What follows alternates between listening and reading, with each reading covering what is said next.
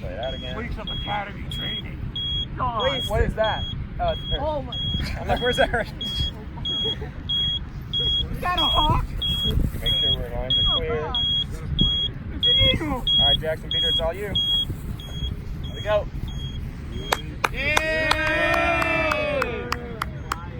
That thing's going. Yeah.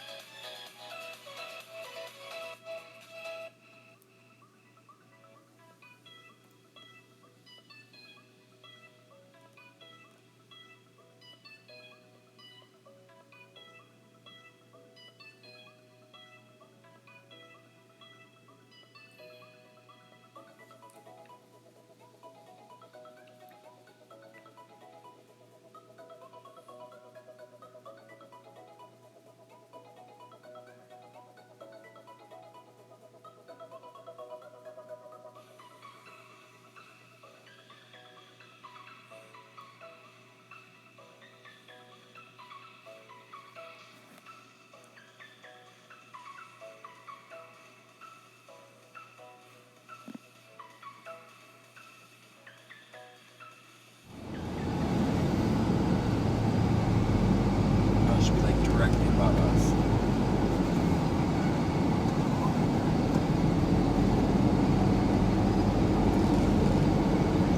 Crossing us or Crossing, yeah. So there's a road called 27 up here. Still 2,500 feet. Dropping so slow.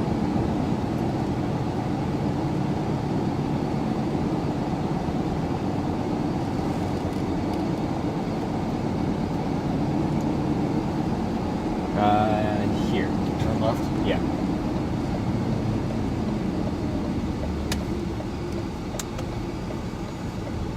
$1,300 feet. Alright, straight ahead. It'll probably carry right over this road. There it is! There it is! There it is! Oh, cool. Give me the...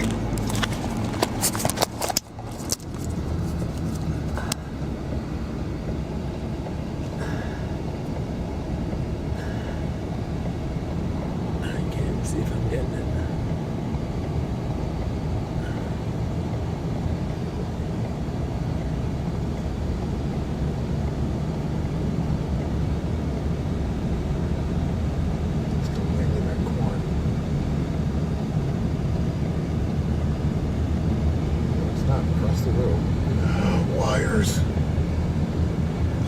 clipped the wires.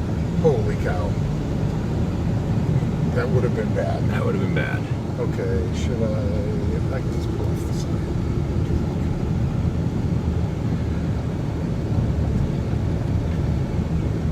We caught it though.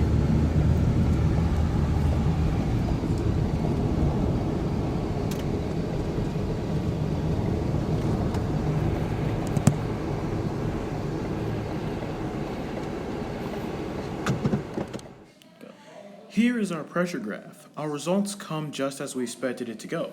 As we know, gravity keeps things lower in our atmosphere. So of course we would expect to see that the pressure in the atmosphere would decrease. This measures the intensity of the radiance in the atmosphere. Both of our graphs here show a leading trend, which allows us to understand that the intensity of the radiance is increasing as we go higher. This is something that you would expect to see, as there is a lot more particles lower in the atmosphere to deter the concentration of the radiation at lower altitudes as opposed to higher altitudes, where there is less particles to spread out the radiance. So a radiance is a measure of radiance that hits the surface. It is measured in watts per square meters, and of course, it runs the same trend of the UAV and UVB, as the amount of radiance would be easier to contact radiance higher in the atmosphere. Clearly, if it is not obvious to you mortals, this is a direct relationship. So it's all you can see as time goes on, the balloon goes up. So now if you don't understand this concept, I can help you no longer. So here's the graph for altitude against temperature. So of course we get the usual trend of as we go higher, things get colder, which is expected as we're leaving the heat of the earth. Reaching an ultimate low temperature of -60 degrees, we start gaining some of that heat back as we near the ozone layer, which is a large portion of chemical reactions going off, producing heat above the atmosphere.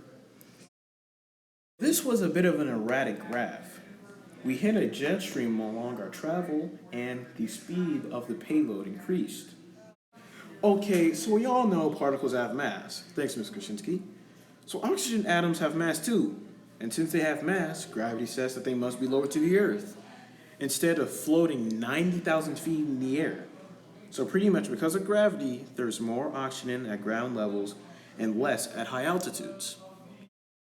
Well, as you can see by this graph, the humidity percentage has a generally decreasing trend as the balloon ascends towards the sky.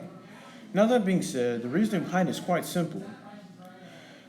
Humidity measures the amount of gaseous water there is in the air. So using what we just heard from Mr. Krasinski, we can infer that the gaseous water particles are affected by gravity in the same way, meaning they will stay lower in the atmosphere.